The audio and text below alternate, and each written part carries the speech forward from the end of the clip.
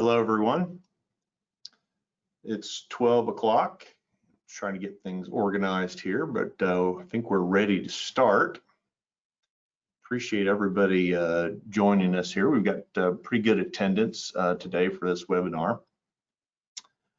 I also have to start off at, hello, I'm Jay Kempton.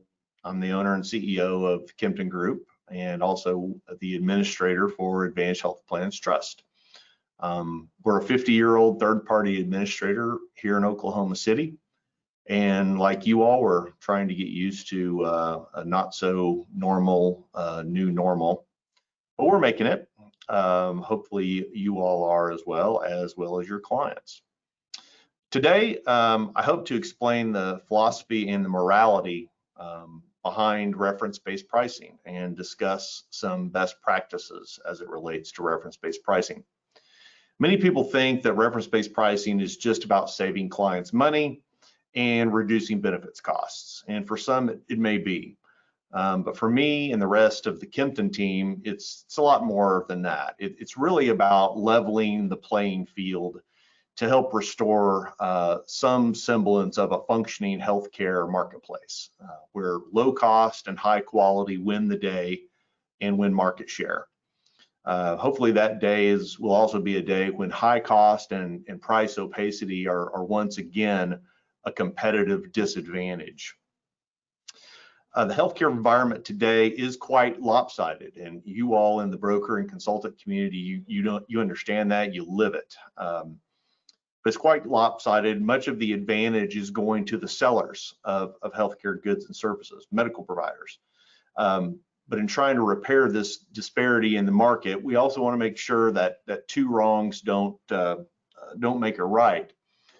And that's part of what we're going to be talking about today.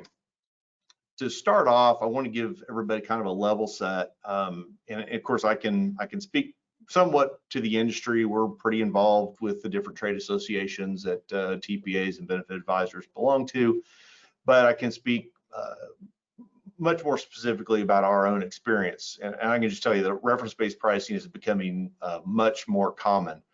For January of 2020, the vast majority, almost 70% of our new clients chose full reference-based pricing for their plan designs. And these were groups that were coming from either fully insured or are actually more than half of them were actually coming from other TPAs that were not quite as adept or were not successful at all. They either weren't doing it, or if they were doing it, they weren't successful in doing reference-based pricing, and they came over to us.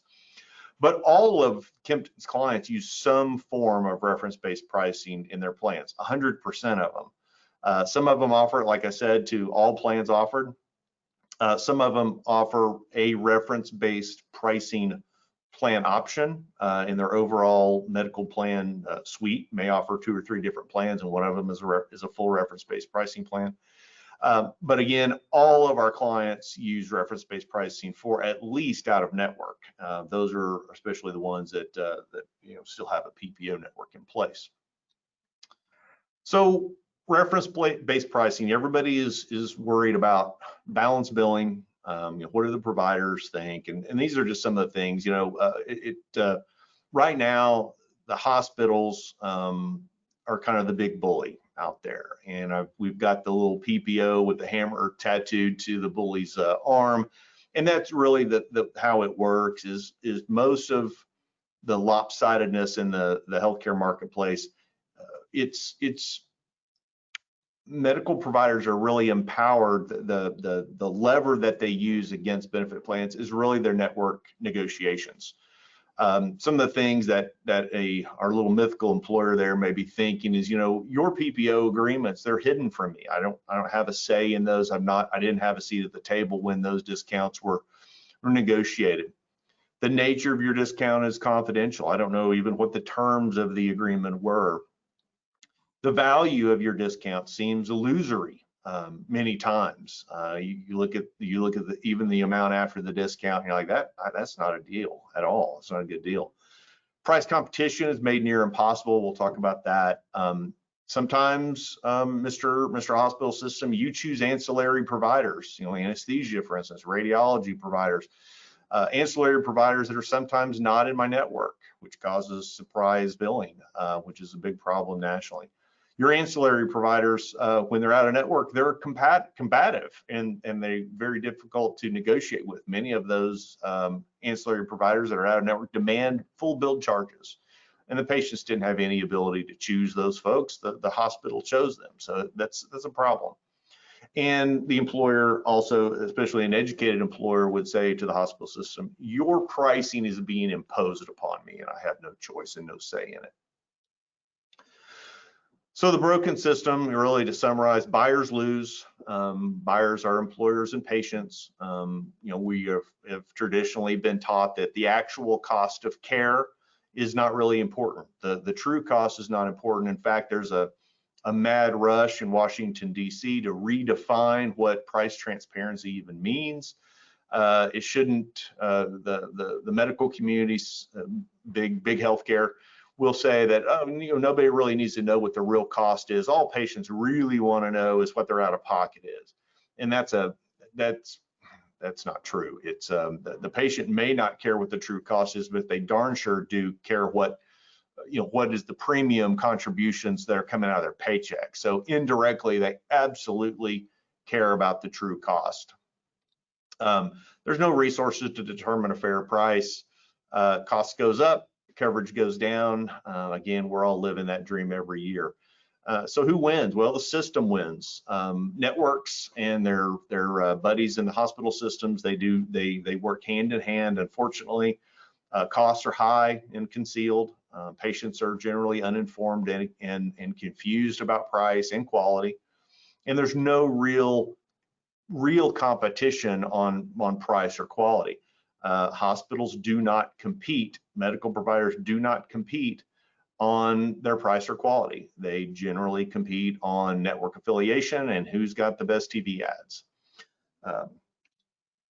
So moving on, and I don't mean for this whole presentation to be a PPO bashing session. I have some good friends that are in the PPO business, and you get a drink or two in them and they'll actually start to agree with me on some of these points.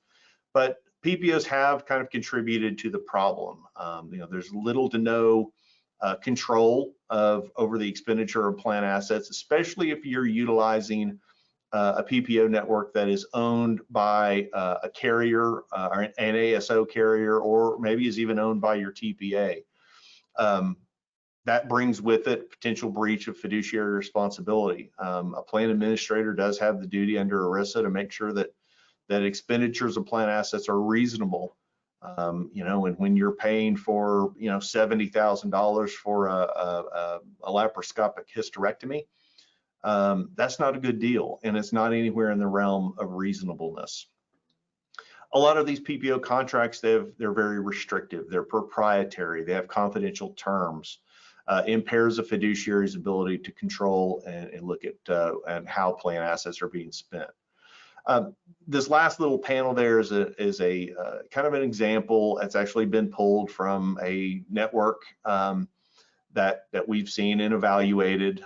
They kind of refer to themselves as a high performance network, and this is just some of their standard language. And essentially it says that the buyer of healthcare, the employer's plan and or their TPA, has to rely solely on the pricing that has been negotiated behind closed doors between the medical provider and the PPO network. And you cannot go to a medical provider directly to potentially negotiate a better deal. Those are contractual restrictions that are built into most PPO network contracts. And there's some of the standard language. So again, there's bad contracts out there. They're negotiated on the employer's behalf, but the employer has no ability to evaluate them. There's limits and exclusions that prevent direct contracting. The discounts many times are illusory. They're a percentage off of billed charges. An unknown percentage off of an unknown starting point is a problem. That's generally how network arrangements work. Quality, there's an assumption of quality when using a network provider, but I can tell you that some of the worst from a quality standpoint, some of the worst physicians and surgeons and hospitals. They're in everybody's network. You all know that. So there is an assumption of quality, but it's not really true. Incentives. There are some really conflicting incentives out there. We can, if somebody wanted to send me an email, I could tell you more about this, but let's just put it this way, that a lot of network contracts, the access fees that an employer pays to access some of those discounts are generally, the access fees are on a per employee per month basis. But what you don't know, and what is generally not disclosed, is there is a discount skimming mechanism in there between the agreement between the hospital or the medical provider and the PPO network, where it's kind of like spread pricing on the pharmacy side. It does exist in the network side, on the medical side. Most people aren't aware of that. And so that really prevents a pure motivation to get the best deal. If you're getting a cut of an inflated price, and the best way to have a big margin or big discount there is to start with an inflated price. And if you're taking a cut of that, you know, the incentives are really, they're really out of whack. Evidence of what I'm talking about is right here. This is from our friends at Healthcare Blue Book. If you will have listened to any of my presentations before, you've probably seen this slide. I think it's important. This is a basket of common medical procedures. We chose Oklahoma City, but this can be repeated in really any city in America. But these are top 10 or 10 common procedures. This is showing the PPO network allowables, the range from medical provider to medical provider within a given PPO network. So you may have multiple providers that offer screening colonoscopies, but the network allowable between those different network providers, you may see a low price for a screening colonoscopy of $1,077. That's the discounted price. While on the other side of town, you may see that the negotiated discounted price is $6,068 on the high side. Well, between that discount allowable at $1,000 versus $6,000, that's a 563% variance. As you can see, each one of these common procedures, there are huge variances between network allowables. The average network variance on these 10 procedures is 757%. To put that into real terms, to hopefully illustrate why we should all be really up in arms on behalf of our clients, is if we were to equate a 575% variance, say, to a gallon of gasoline, the equivalent would be 2 gas stations catty corner from each other. One charges $2.50 a gallon, while the one across the street charges $18.93 a gallon for that 575% or 557% variance. Buying fuel at the local gas station, there's very much price transparency and there's very much price competition that goes on there. Just have a question, since you all are all remote, you can't answer this, but how long would the gas station that charged $18.93 a gallon, how long would they stay in business? A week? So they have a choice to make. They would either have to become price competitive with the gas station catty corner from them, or they get to go out of business. Why? Because nobody will buy from them. It happens in healthcare all the time, and there are no consequences for this. Why is there no consequences? Because people don't understand what's happening to them. They don't understand these price variations. All they understand is, well, I got a discount. The PPOs really allow this type of, their existence allows this type of market distortion to occur and perpetuate. So why use reference-based pricing? Hopefully I've made a pretty good case for it already. But some of the things that I want you all to understand as we go on through some of these slides is the PPO network construct is really a top-down negotiation. Most of the pricing negotiation is from the medical provider's charge master, which, as we know, nobody should pay. It's that fictional monopoly money number. but it's always a percentage off of this starting point that is set by the seller, by the medical provider. That's a problem. However, reference-based pricing, especially Medicare reference-based pricing, uses a common, publicly known and verifiable, independently verifiable base price, and that is the Medicare allowable. The federal government has spent a lot of time and our taxpayer money to derive these Medicare allowables. And so Medicare reference-based pricing, instead of using a discount off of an unknown starting point, this uses an independently verifiable base, and then the medical plan would pay a percentage above that Medicare allowable that is arrived at, the Medicare base is arrived at, not by the medical provider, not by the seller, not from the buyer, not from the TPA or from the employer, but by an independent third party, which neither party controls, and that's the federal government.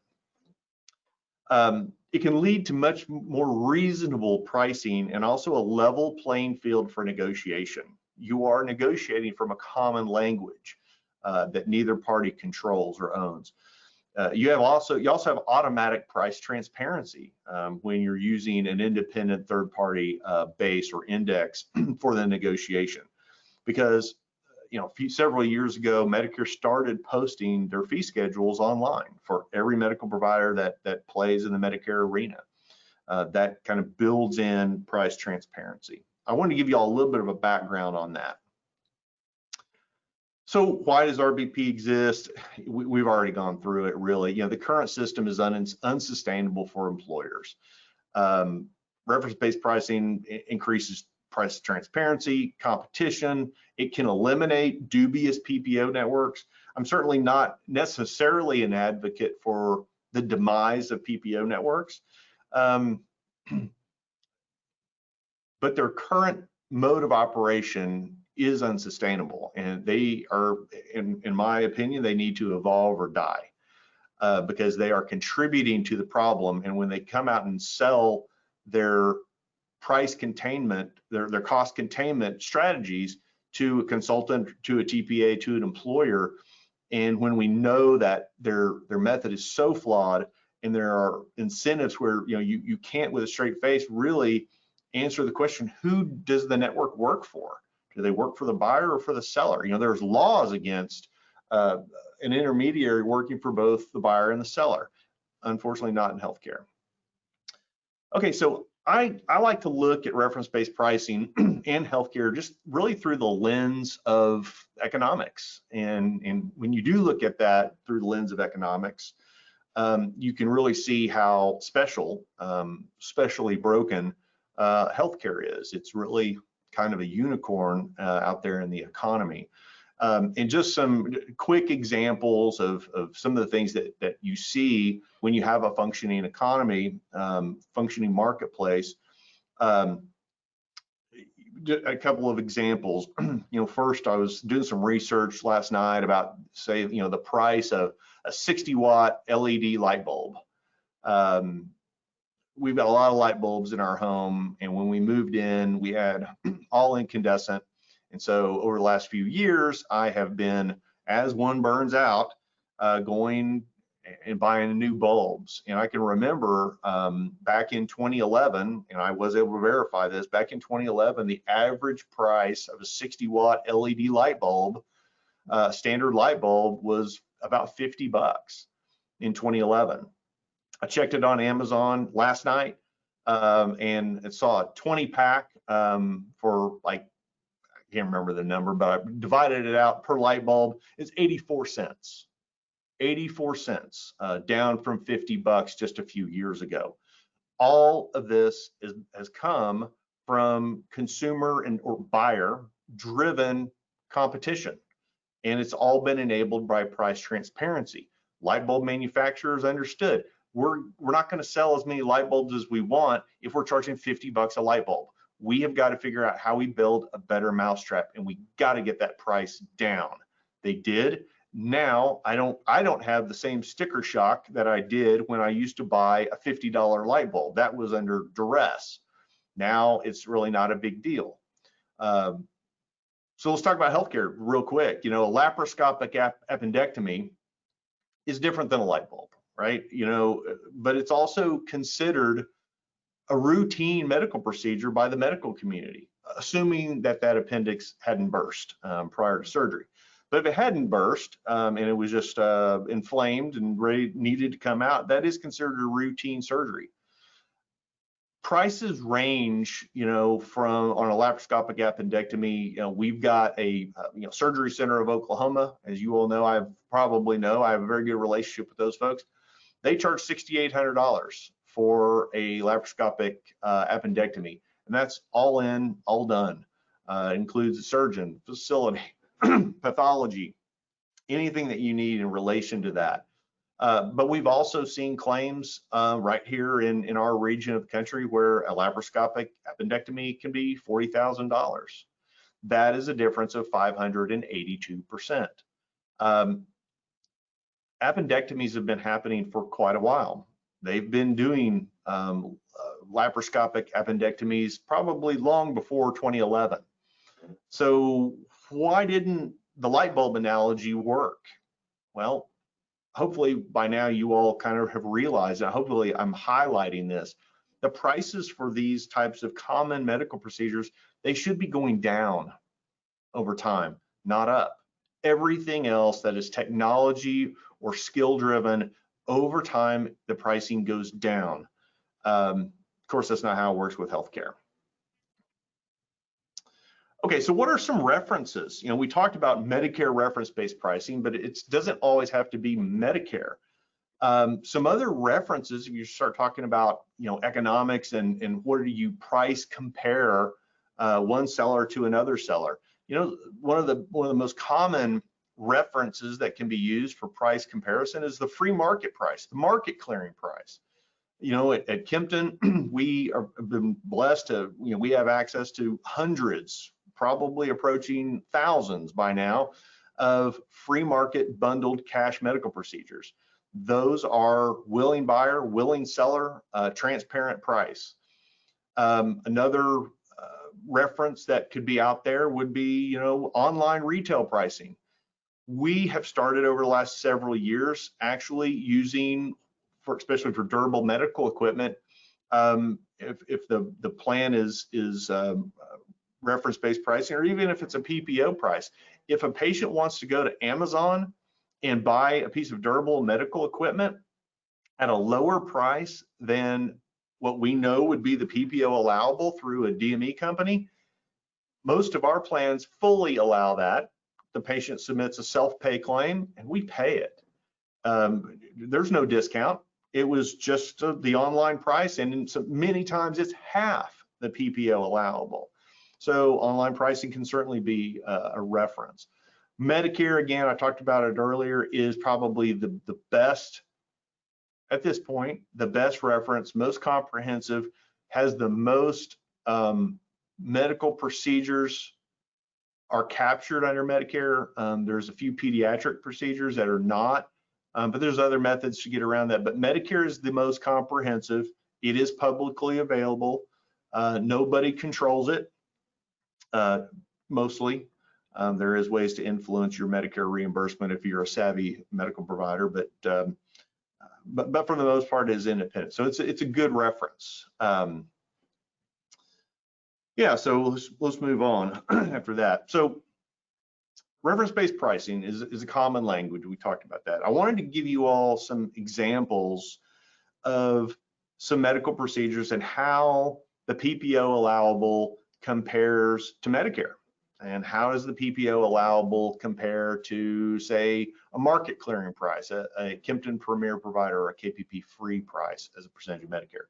As you can see there, Medicare is at that 100%. It's 100% of Medicare. The percentage over on the over there on the left is are the Medicare percentiles. You can see for this knee replacement, billed charges for this medical provider coming in about 427% of Medicare. After the network provided their discount off of that billed charge, well, what is the discounted amount if we were to index it to Medicare? Well, it brought that down to about 317% above Medicare. The RBP, say an elevated RBP level, would be 200%. A default level for Kempton's clients is 160% of Medicare. And then the free market price, or the Kempton Premier provider price as a percentage of Medicare, is about 116% of Medicare. That 116% of Medicare, that wasn't negotiated. That was not with where the buyer had some big amount of leverage over the seller.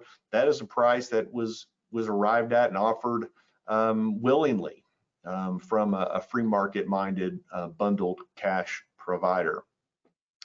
So when we start talking about this, if you were to build a reference-based pricing plan around a percentage above Medicare, what would be a good starting point? And I don't have this on the presentation, but I'm going to read them to you.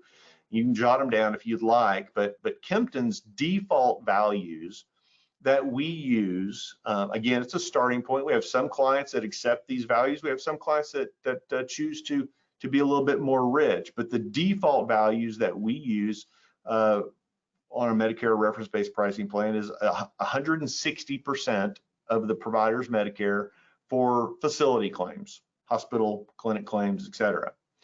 On the physician side of the bill, specialists, primary care, you name it, the default value is 130% of the provider's Medicare. Lab is generally right at Medicare, 100% of Medicare. Anesthesia is about 250% of Medicare, which is a kind of that default starting point. And default starting point means if when the claim comes in on a Medicare reference-based pricing plan, we're going to pay that claim per the plan benefits to these values.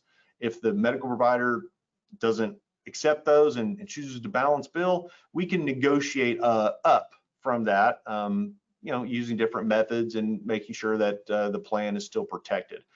But those are starting points. CRNAs, certified registered nurse anesthetists, those are also at 200% of Medicare, and emergency department claims are 200% of Medicare.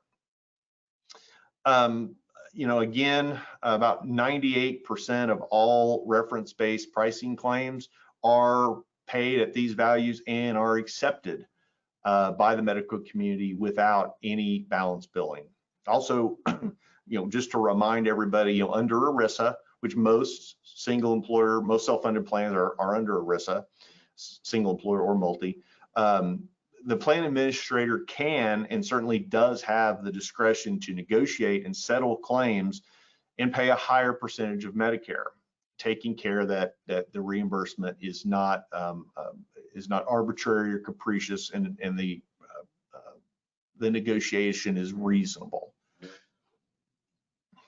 Okay. So we looked at some of the average allowables on the previous slide. You can see gallbladder removals, that price, bill charges is sky high. It kind of moves on from there. But let's look at some, not surgeries, let's look at some much more common procedures and how they compare, say, to Medicare.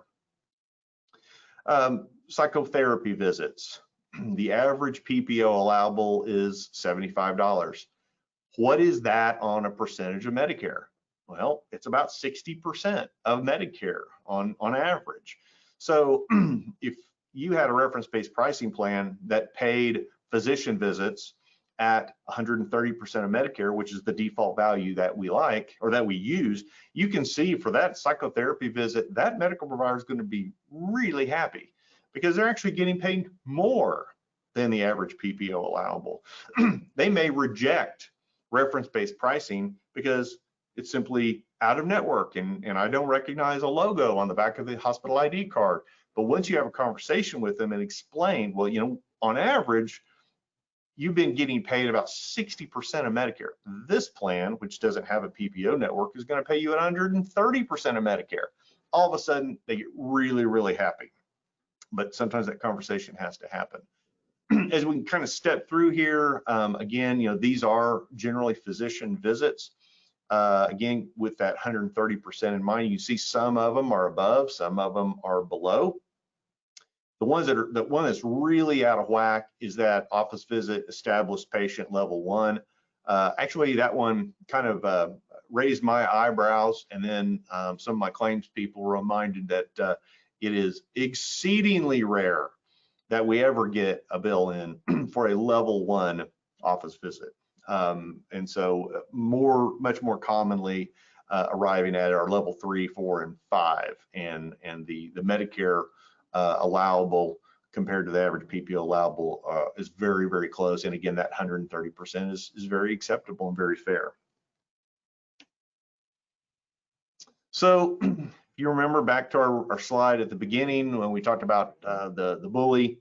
We do talk to a lot of hospital systems. We try to keep very good relationships with the medical community. I think that's key for any TPA that's doing this, any consultant as well.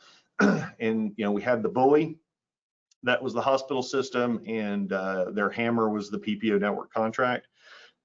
Now with RBP, the hospital system may look at the employer as the bully, and RBP is their hammer. The hospital may say, hey, how dare you? I never agreed to this reimbursement level. I believe negotiating jeopardizes my existing PPO agreement, so I may not want to negotiate with you. These are all things that we've heard commonly. I think Medicare pricing isn't high enough. This margin doesn't work for my budget. I must overcharge some to compensate for all my uncompensated care. Of course, Medicare takes that into consideration. Of course, they don't really want to talk about that, but it does.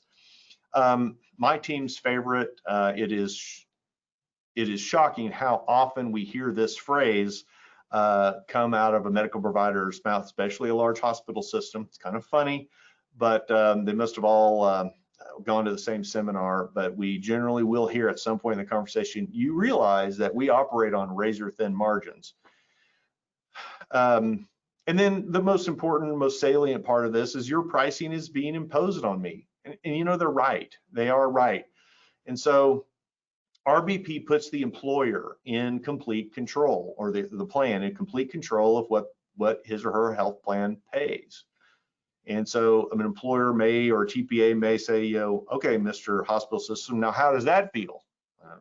But again, like we've been told all of our lives, 2 wrongs don't make a right. So is there a right way to do reference-based pricing where you can live in harmony with the medical community? And the answer is yes, we believe that there certainly is. If you make the big step to go reference-based pricing, you certainly don't want the initiative to fail. You don't want it to fail on behalf of the plan, and you also don't want employees to be financially hurt by this decision. So you've got to do it right. You've got to frame the decision correctly with the employee population. This is where a lot of folks go wrong. Sometimes, God bless them, but HR says, I just want it easy on my employees. I just don't want my employees to have to think, and I just want the easy button for my employees. And that's a key component to failure of reference-based pricing plans. Reference-based pricing is about choice. It's also about empowerment and a healthy dose of personal responsibility and consumerism. As Americans, we're really good at buying things. We can discern value better than probably any other people on planet Earth. But when it comes to buying medical care, we somehow have been conditioned to just turn that gene off, and that's got to change. Reference-based pricing, it must be done right. It must be done professionally with solid processes in place. And also participant education and participant advocacy has got to be there. The employee cannot be an afterthought. HR and the TPA cannot do successful, and I got to include the consultant there too. HR, the consultant, and the TPA cannot make a successful reference-based pricing plan alone. The employees and their dependents must be part of the solution. They have got to be educated and made aware of what's going on. They must participate in the education and the understanding of their responsibilities. Taking patients out of the decision-making process, this is exactly how we got in this mess in the first place. We've got to get the consumer gene in everybody has got to be reactivated if they're in a reference-based pricing plan. A superior solution is available. We view RBP as potential for mutual cooperation versus punishment or a demand. We've talked about how PPOs work. If you're going to go reference-based pricing, you're going to replace the PPO network. You have to replace that with a really best-in-class Medicare reference-based pricing vendor. Some TPAs can do it in-house. For us, it was a big enough lift that we felt it was important and probably more economical to outsource it to somebody that specialized in that. Back to the participants. When educating the participants, they really need to understand why the employer has made the decision to go reference-based pricing and how to talk to providers about their plan. You've got to provide those patients with pre-service and post-service advocacy. You've got to be able to educate and negotiate with the provider community, preferably in advance, if possible. And we're going to talk about direct contracting here in a minute, which is a key piece of the puzzle. You also need integrated legal support for patients that are dealing with difficult medical providers, and there are some out there.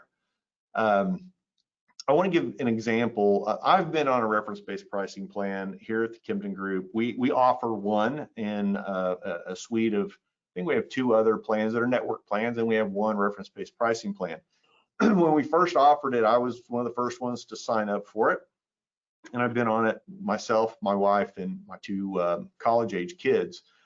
And I've been pretty healthy, but I do have some medical issues, and not anything big, but I do have exposure to the medical community. And a great story, I'm going to take just a minute or 2 to tell this story, was when I was referred, 50 years old, I was referred to the dermatologist for the first time. You should give a checkout, check out all those little moles and everything, and make sure you don't have anything going on. And this was the first new medical provider that I didn't know that I was being referred to. And so when I walked in there, like any other patient on a reference-based pricing plan, the first thing I was asked is, I need your ID and I need your benefits card. And I gave it to the clerk, and they did the standard. You can just see what they're thinking. They're looking at the ID card, they're flipping it back and forth. They're looking for a logo that matches the list of contracted networks that is tacked to their bulletin board behind the counter. And they didn't see it. They didn't see any network affiliation. So the clerk said, I don't think we take your insurance, sir. And I said, well, you do. I know you do. She says, well, I don't recognize the logo. And so I really had to kind of think on my feet. This was kind of a trial.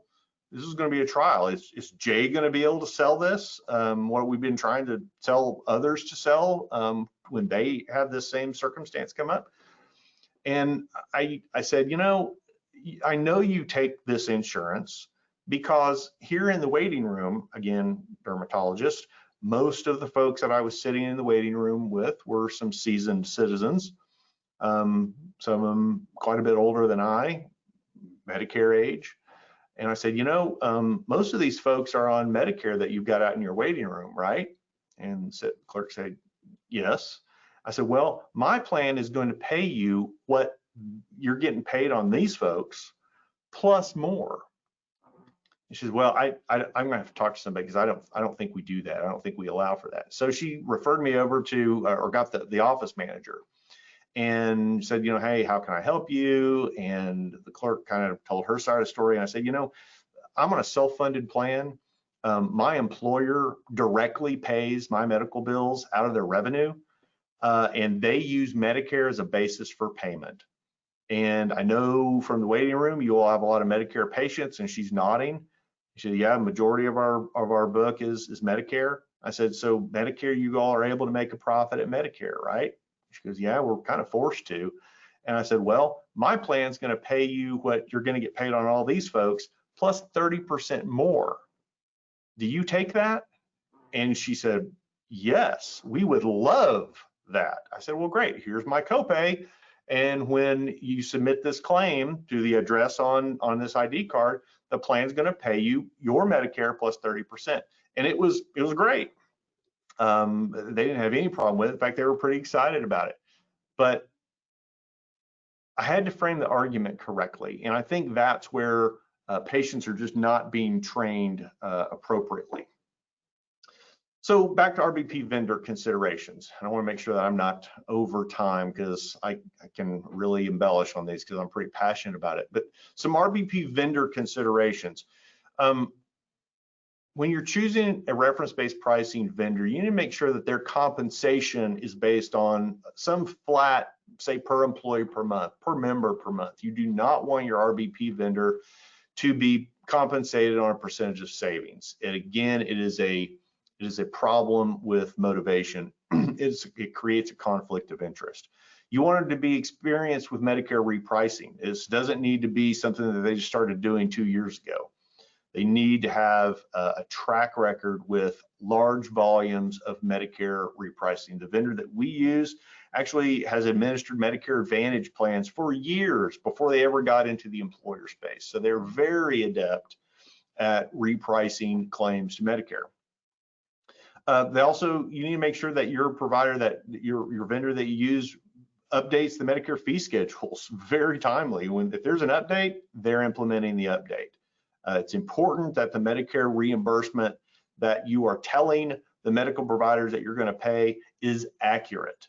If it's out of date, they're going to lose confidence that you know what you're doing. They're also going to lose confidence that that you're not being truthful to them. If you say you're paying them 130% of their Medicare and it's not, it's a problem. The RBP vendor has got to have a really robust patient advocacy and balanced billing support mechanism, pre-service and post-service education and advocacy for members and providers, balanced billing support, which is post-service advocacy. You also want either the TPA and or the RBP vendor to develop and maintain a safe harbor list. A safe harbor list is not necessarily a list of direct contracted providers. It would be a list of providers that you're not contracted with, but they just happen to accept reference-based pricing. Like my dermatologist. Once they found out and understood what the reimbursement was, they were perfectly happy with it. No contract needed. So that dermatology clinic would go, say, on a safe harbor list. And then also have a mechanism for second level provider negotiations. Some of the steps to success are, we'll kind of start with the top slide. You want to make sure that the plan document has appropriate language in it. You want the reimbursement methodology to be described accurately in the plan document. It's very important that that is disclosed to the member, and it's really the guiding Bible for the reimbursement methodology.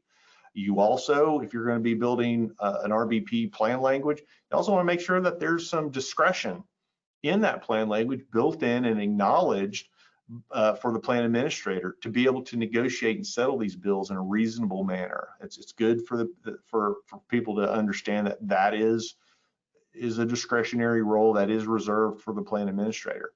You want supporting language on the ID card. You got to replace it with, you got to replace that PPO logo with something, and you need to have that right language that ties in to the language that you're going to be putting on your explanation of benefits or on your explanation of payment if it's an electronic payment. You got to educate the employees about the process. They need to understand what happens when this happens. They've got to understand that. You also need to set an RBP percentage that strikes a good balance between provider acceptance and plan savings. It would be really easy to set your default values at 350% of Medicare. Probably wouldn't have a lot of balanced billing, but you probably also wouldn't have a whole lot of savings. And so, negotiation 101, you want to start, if you're going to start somewhere, you want to start a little lower. You can always go up. And again, ensure balanced billing support is available. The other thing is not on our graphic, which is a large step in the success of an RBP plan, is to incentivize through plan design the usage of bundled cash medical providers that are willing to offer an upfront transparent price. It's a guaranteed price with no patient or out-of-pocket costs. At Kempton, those are our Kempton Premier providers. In an RBP environment, a premier provider or a bundled cash medical provider is kind of the ultimate lily pad for the participant. If the participant is very concerned, they're not good with confrontation, they don't want to have that conversation that I illustrated with my dermatologist, they're uncomfortable with that, then, you know, if there's a medical procedure that can be done, what they need to have done can be done by a free market, say a premier provider, then that might be the no-brainer route for them. And our RBP plans do incentivize the use of those types of providers with 100% payment, no deductible, no copay, no coinsurance. And we found that premier providers and RBP, they really go hand in hand. It also can promote and motivate true price competition between medical providers. You may have a medical provider that, I'm not going to accept your reference-based pricing reimbursement. Said, you know, fine. Well, this patient actually has 3 other options right here in their community where their plan's going to pay it at 100%. And here are the prices in which they're going to accept. That can be a motivator for a medical provider to either offer a cash price upfront or preemptively accept a Medicare reference-based pricing reimbursement. Again, going into negotiation, you need some leverage, and price transparency is that leverage. Okay, so employee education. We've got a great flyer here at Kempton that we love that we decided to put in the presentation. It's called Know Before You Go. These are just some, with the red X, those are things that we try to, those are things not to say. Those are the language that you don't want to say. The green are obviously ones that we would prefer that the patient use. Language is a key component in the success of an RBP plan, believe it or not. It's also a key in communicating with your medical providers so they understand what's going on here. We tell our patients, you do not use the I word. We tell our care advocates, do not use the insurance, don't call this insurance. They need to understand that this is buyer-seller. The employer's plan is a buyer of healthcare goods and services. If the plan is an unfunded plan and doesn't have a trust, then the employer is literally buying this healthcare, a portion of this healthcare, on behalf of their employees directly out of their revenue. That's not insurance, and so we shouldn't make the analogy to the medical community that this is somehow insurance, because if it's insurance, well, they don't like this kind of insurance. So question, do you accept my plan, Mr. Medical Provider? That's not a good language. That's not good language to use. Better would be, do you accept Medicare? Great. My plan will pay you 30% more than you get from Medicare. Do you take my insurance? Again, don't use that I word. Instead of saying, do you take my insurance? My health plan reimburses you a percentage above your current Medicare payment. Would you be willing to accept this amount without balance billing me? And if the office manager or the intake clerk says, well, why do you want to know? Well, because I may not be able to afford to do business with you. If you're going to balance bill me way above the default values, I may make a different choice. I may go somewhere else. That's really kind of a fun conversation to have. I hope I'm not the only confrontation. I don't view that as confrontation, but those can be difficult conversations, but those are conversations that absolutely should be had. The medical community has got to feel, they've got to feel some price competition. They've got to feel that that the buyers have options. Some other bad languages. I don't know if you're covered by my insurance plan. Better would be say, what will you charge for my medical services? My health plan will reimburse me if I pay cash. Self-pay claims are a component of that. This is the worst right here. Are you in my network? Better would be say, my employer is self-funded and pays my claims directly. There's no PPO network. The plan reimburses a reasonable amount above your Medicare rate. Or finally, I don't know how much Kempton is going to pay for that. that kind of language makes us cringe because it really sets up bad expectations. It tells the medical provider that the Kempton Group is an insurance company. And oh, by the way, an insurance company they're not contracted with. So it also loses the leverage that the patient and the patient's employer is really the buyer here. Instead, it would be my health plan allows me to choose any physician I want, but I'd like to be able to use you as my physician. Can we discuss how we can work together? Again, the language there on the right is, you'll notice, those are conversations that you might have with a car dealership or anybody else that you choose to do business with. Okay, so what we're trying to get to here is a true level playing field. And a true level playing field where we can work really in harmony with the medical community without surprises would be reference-based pricing with direct contracts, using Medicare as a basis for a contractual relationship with the medical provider. Some of the things that we see when we're communicating and sitting down with a hospital system, for instance, is, well, they sometimes view that RBP is a race to the bottom somehow, and we counter and say, you know, that's not what this is about. I don't have a single employer out there that wants to harm a hospital. They want their physician paid well. They want their hospital to be paid well so they can have the best technology and the best staff possible. Instead, RBP is really a common language for voluntary negotiations and understanding, coming to a mutual agreement on price. RBP is a great conversation starter. It should be a mutually beneficial relationship, a direct contract between the buyer and the seller, and remove the intermediaries. We view our role as a TPA is we are a facilitator. We are an expert facilitator between a buyer and a seller, and we are successful when we can help enhance the relationship between an employer and a medical provider, between a buyer and a seller. With free market and being a good consumer, there's also kind of the other side of this, and that is, you know, when to walk away, because that can happen. That's real. If you're dealing with a medical provider that is just unwilling to negotiate using a common language, and we've found at least one, maybe a couple of hospital systems here in Oklahoma that they really like the status quo.